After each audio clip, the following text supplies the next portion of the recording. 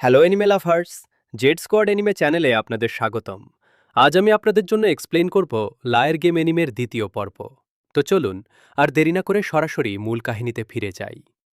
গত পর্বে আমরা দেখেছিলাম যে আকিয়ামা শেষ পর্যন্ত নাওকে সাহায্য করতে রাজি হয়ে যায়। এরপর নাও সোজা ফুজিসাওয়ার বাড়িতে যায় এবং তাকে স্পষ্ট জানিয়ে দেয় যে সে এখন থেকে এই গেমটাকে অনেক সিরিয়াসলি খেলবে। নাও শুধু তার নিজের ১০০ মিলিয়ন ফেরতই নিবে না, বরং ফুজিসাওয়ার কাছে থাকা ১০০ মিলিয়নও সে ছিনিয়ে নিবে। এ কথা বলে নাও সেখান থেকে চলে আসে। নাও এখন লড়াই করার চূড়ান্ত সিদ্ধান্ত নিয়ে নিয়েছে, কারণ সে বুঝতে পেরেছে যে শুধু কান্নাকাটি করে কোনো লাভ হবে না। আর তাছাড়া সে এখন একজন তুখোর পার্টনারও পেয়েছে, জিনিয়াস কন আর্টিস্ট আকিয়ামা। নাও যখন আকিয়ামাকে তাদের পরবর্তী প্ল্যান সম্পর্কে জিজ্ঞেস করে, তখন আকিয়ামা বলে, আমাদের মাত্র দুটো কাজ করতে হবে যা নাওয়ের টাকা ফিরিয়ে আনতে যথেষ্ট। ১. তোমাকে ফুজিসাওয়াকে গিয়ে বলতে হবে যে তুমি লায়ার গেম খেলছ। আর ২. আমাদের ২৪ ঘন্টা তার উপর কড়া নজর রাখতে হবে। ব্যাস, এটাই তার মাস্টার প্ল্যান। নাও ঠিক তাই করে এবং ফুজিসাওয়ার গতিবিধির ওপর নজর রাখতে শুরু করে। ফুজিসাওয়ার যখন বাজার করে ফিরছিল, তখন সে তার বাড়ির সামনে হঠাৎ আকিয়ামাকে দেখতে পায়।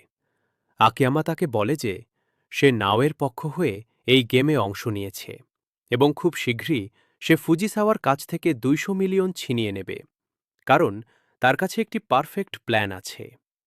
এ কথা শুনে ফুজিসাওয়ার চরম দুশ্চিন্তায় পড়ে যায় এবং দৌড়ে ঘরের ভেতর চলে যায়। সে জানলা দিয়ে দেখতে পায় যে তার বাড়ির সামনে দীর্ঘক্ষণ ধরে একটি গাড়ি দাঁড়িয়ে আছে, যাতে নাও বসেছিল। ঘাবড়ে গিয়ে সে পুলিশকে কল দেয়। পুলিশ আসতেই নাও সেখান থেকে চলে যায়। এই খবর শুনে আকিয়ামা হাসতে শুরু করে যে ভয়ে ফুজিসাওয়ার শেষ পর্যন্ত পুলিশ ডেকেছে। আকিয়ামা এবার ফুজিসাওয়ার ঠিক সামনের বাড়ির একটি ফ্ল্যাট ভাড়া নেয়, যাতে সেখান থেকে সারাক্ষণ তার ওপর নজর রাখা যায়। নাও মনে মনে ভাবে, আকিয়ামা মানুষ হিসেবে সত্যিই খুব ভালো। শুরুতে তাকে দেখে নাও ভয় পেলেও আকিয়ামা যেভাবে সব ব্যবস্থা করেছে এবং এমনকি নাও যাতে হাসপাতালে তার বাবার সাথে দেখা করতে পারে সেজন্য শিফট ভাগ করে দিয়েছে, তাতে নাও অবাক হয়। নাও যখন জিজ্ঞেস করে সে কেন তাকে সাহায্য করছে, তখন আকিয়ামা সোজা উত্তর দেয়, টাকার জন্য। জেল থেকে ছাড়া পাওয়া একজন মানুষকে এখন আর কেই বা কাজ দেবে? আকিয়ামা আরও বলে, যদি তারা ২০০ মিলিয়ন সরাতে সফল হয়, তবে সে নিজের জন্য ৫০ মিলিয়ন রেখে দেবে। ১ মাসের কাজের জন্য ৫০ মিলিয়ন মোটেই মন্দ না। এভাবেই কেটে যায় একটা সপ্তাহ। নাও আর আকিয়ামা লক্ষ্য করে ফুজিসাওয়া বাইরে যাওয়াই বন্ধ করে দিয়েছে। সে সারাক্ষণ ঘরের ভেতর আতঙ্কিত হয়ে বসে থাকে। নাও বলে, কিন্তু আকিয়ামা, এভাবে শুধু দূর থেকে নজর রেখে আমাদের কী লাভ হবে? আমরা আমাদের ২০০ মিলিয়ন কিভাবে ফেরত পাব? টাকাটা তো ব্যাংকে আছে। আকিয়ামা বলে, নাও, মানুষ যতই বুদ্ধিমান হোক না কেন, একবার যদি তার মনে ভয় ঢুকে যায়, তবে তাকে হারানো কোনো ব্যাপারই না। সহজ কথায়, আমরা এখন ফুজিসাওয়ার মানসিক অবস্থা পুরোপুরি ভেঙে দিচ্ছি। ঠিক তখনই ফুজিসাওয়া তার ঘরের জানালা দিয়ে বাইরে তাকায়, আর ওপাশের ব্যালকনিতে নাওকে দাঁড়িয়ে থাকতে দেখে। আতঙ্কে সে সাথে সাথেই জানালার পর্দা টেনে দেয়। আকিয়ামা বলে যে তার অবস্থা এখন থেকেই খারাপ হতে শুরু করেছে। সময়ের সাথে সাথে তার স্ট্রেস বাড়তেই থাকবে। নাও জিজ্ঞেস করে যে, তাও আমরা ২০০ মিলিয়ন কিভাবে পাব? ওটা তো ব্যাংকের লকারে বন্ধ আছে। আমরা তো এটাও জানি না যে ওই ব্যাংকটার নাম কি। এখন আকিয়ামা বলে যে সে টাকা ব্যাংকে রাখেইনি। ওই ২০০ মিলিয়ন ফুজিসাওয়ার ঘরেই আছে। যা শুনে নাও চমকে যায়। আকিয়ামা বলে যে, একটু ভেবে দেখো, যদি তোমার কাছে ২০০ মিলিয়ন থাকত যা তুমি কোনো ব্যাংকে রেখেছ, আর কোনো শত্রু তোমার ঘরের ওপর ২৪ ঘন্টা নজর রেখে চলেছে, তাহলে তুমি কি করতে? নাও বলেছে ও তো ওই ঘর ছেড়ে কোথাও দূরে চলে যেত, কারণ টাকা তো এমনিতেও ব্যাংকে রাখা আছে। আকিয়ামা এখন জিজ্ঞেস করে যে যদি সে ওই টাকা ব্যাংকের বদলে অন্য কোনো জায়গায় রেখে থাকত, তাহলে? তখন নাও বলে যে ও সবসময় ওই জায়গাতেই থাকত আর কোথাও যেত না, যাতে কেউ ওই টাকা চুরি না করে নেয়। আকিয়ামা এখন বলে যে এই কথাটা অদ্ভুত নয় কি যে ফুজিসাওয়া পুরো সময় নিজের ঘরেই থাকে? আমরা তার উপর এত প্রেশার দিচ্ছি, তাও সে ঘর ছেড়ে যাচ্ছে না। অর্থাৎ সে ওই ২০০ মিলিয়ন নিজের ঘরেই কোথাও লুকিয়ে রেখেছে, আর তার ভয় হচ্ছে যে আমরা ওই টাকা চুরি না করে নিই। আকিয়ামা বলে যে চলো ওকে আর একটু টেনশন দেওয়া যাক, এটা জানিয়ে যে আমরা জানি ২০০ মিলিয়ন তার ঘরেই আছে। লায়ার গেম শেষ হতে আর ১৬ দিন বাকি ছিল। ফুজিসাওয়ার মানসিক অবস্থা খারাপ হচ্ছিল। সে একটা কামরায় একই জায়গায় বসে থাকে, অর্থাৎ টাকা ওই কামরাতেই আছে, কিন্তু এই কথাটা কনফার্ম ছিল না, কারণ হতে পারে সে টাকাকে আলাদা আলাদা জায়গায় লুকিয়ে রেখেছে। এসব ব্যাপারে নাও এখনও নিজের ফাদারকে কিছু বলেনি। লায়ার গেম শেষ হতে আর মাত্র ১০ দিন বাকি ছিল। ফুজিসাওয়া নিজের ওই কামরাতেই বসেছিল। তখনই সে নিজের ঘরে কিছু একটা পূর্বার শব্দ শুনতে পায় এবং ঘরে ধোঁয়াও হয়ে গিয়েছিল। সে বুঝতে পারছিল না যে এই ধোঁয়া কোথা থেকে আসছে।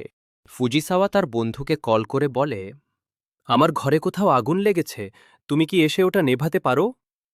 তখন তার বন্ধু বলে, আগুন লেগেছে তো, ফায়ার ডিপার্টমেন্টকে ডাকো না। তখনই সে নিজের সামনে আকিয়ামা আর নাওকে দেখে।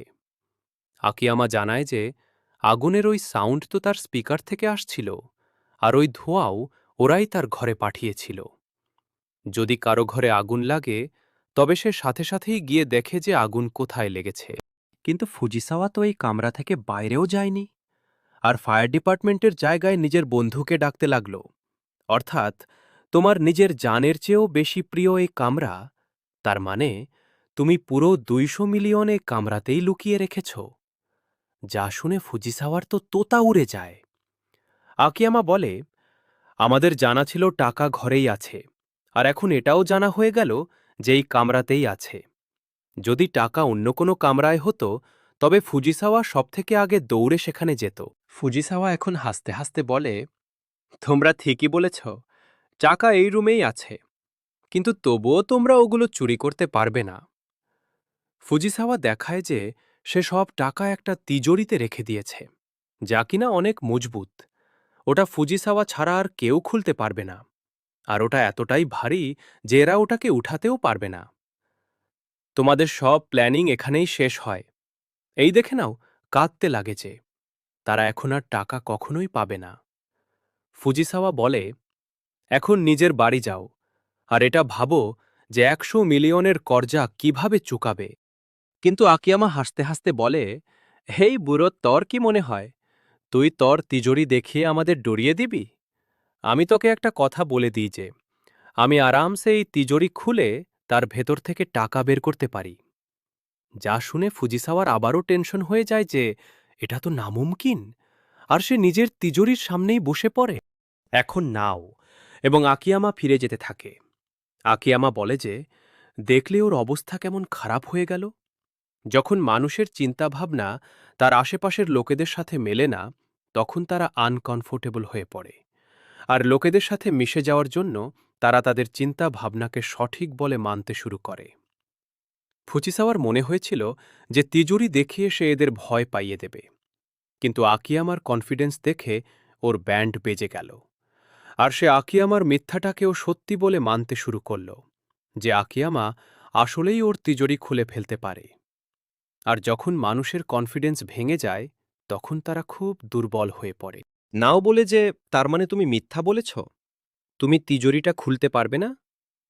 আকিয়ামা বলে যে আমি জানি টাকা কিভাবে বাইরে বের করতে হবে, শুধু এখন আমি তোমাকে বলতে পারবো না। নাওয়ের কাছে আকিয়ামার ওপর বিশ্বাস করা ছাড়া আর কোনো উপায়ও ছিল না। ফুচিসাওয়ার মানসিক অবস্থা খারাপ হতে চলেছিল। সে সারাক্ষণ তার সেফের সামনেই বসে থাকত। সে ভাবে যে আকিয়ামা সেফটা ওপেন করবে কিভাবে, ওর কি পাসওয়ার্ড জানা আছে? কিন্তু যদিও পাসওয়ার্ড জেনেও থাকে, তাহলেও তো সেফ ওপেন করার জন্য চাবির প্রয়োজন হবে। সে কি ফায়ার টর্চের সাহায্যে তিজোরিটা কেটেই ফেলবে না তো? ফুচিসাওয়া এখন ছুরি নিয়ে তিজোরির সামনে বসে পড়ে। তারপর সে ভাবে যে ফায়ার টর্চ দিয়েও এই তিজোরিটা খুলতে কম করে হলেও ১ ঘন্টা সময় লাগবে। সে কি এটাকে তুলে নিয়ে পালিয়ে যাওয়ার কথা ভাবছে না তো? ফুচিসাওয়া এখন তিজোরির চারপাশ দিয়ে চেইন আটকে দেয়, কিন্তু আকিয়ামা এসব দেখে হাসছিল। আকিয়ামার কনফিডেন্স দেখে নাও এর মনেও আশা ছিল না হলে সেও ফুচিসাওয়ার মতোই পাগল হয়ে যেত। গেম শেষ হতে আর 4 দিন বাকি ছিল।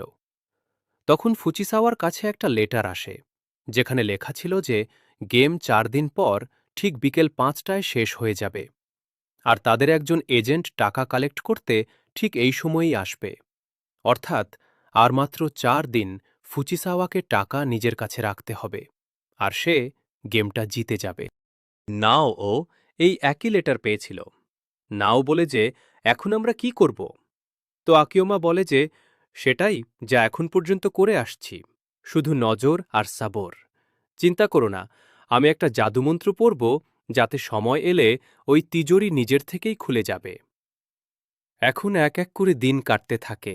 ফুচিসাওয়া তিজোরির সামনে থেকে সরছিলই না।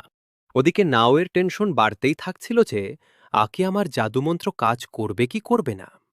টাইম বের হতে থাকে, আর এখন লায়ার গেমেন্ট হতে মাত্র 1 ঘন্টা বাকি ছিল। নাও বুঝে যায় যে সে হারতে চলেছে। সে কাঁদতে কাঁদতে ফুচিসাওয়ার কাছে যায় যে আকিয়ামা না জানি কোথায় চলে গেছে। সে বলেছিল যে সে তিজোরিটা খুলে দেবে। ফুচিসাওয়া হাসতে শুরু করে যে আমি জানতাম তোমরা তিজোরি খুলতে পারবে না। নাও এখন কাঁদতে কাঁদতে বলে যে প্লিজ আমার 100 মিলিয়ন আমাকে ফিরিয়ে দাও। তো ফুচিসাওয়া তাকে সাফ মানা করে দেয় আর ধাক্কা মেরে দূরে ফেলে দেয়। এরপর সে নিজের দরজা বন্ধ করে নেয় আর ঘড়ির দিকে দেখতে থাকে। নাও বাইরে চিৎকার করতে থাকে, আর দেখতেই দেখতে 1 ঘন্টা পুরো হয়ে যায়, আর 5টা বেজে যায়। তার মানে ফুচিসাওয়া এই গেম আর 100 মিলিয়ন জিতে নিয়েছে। ওদিকে নাও হেরে গিয়েছে, আর তার ওপর 100 মিলিয়নের কার্যা হয়ে গিয়েছে। তখনই ফুচিসাওয়ার ঘরের ঘণ্টি বাজে, কারণ এজেন্ট টাকা কালেক্ট করতে চলে এসেছে। আর এই এপিসোড এখানেই এন্ড হয়ে যায়। তো বন্ধুরা, নাও কি সত্যিই হেরে গেছে? জানব পরের এপিসোডে। তো সেটা মিস না করার জন্য আপনি যদি আমাদের চ্যানেল জেড স্কোয়াড অ্যানিমে নতুন হয়ে থাকেন, তবে চ্যানেলটিকে সাবস্ক্রাইব করে বেল আইকন অবশ্যই বাজিয়ে দিন। বাকি ভিডিও ভালো লেগে থাকলে এতে লাইক, শেয়ার আর কমেন্ট অবশ্যই করুন। আমি দেখা করছি আপনার সাথে খুব জলদি পরের ভিডিওতে। ধন্যবাদ।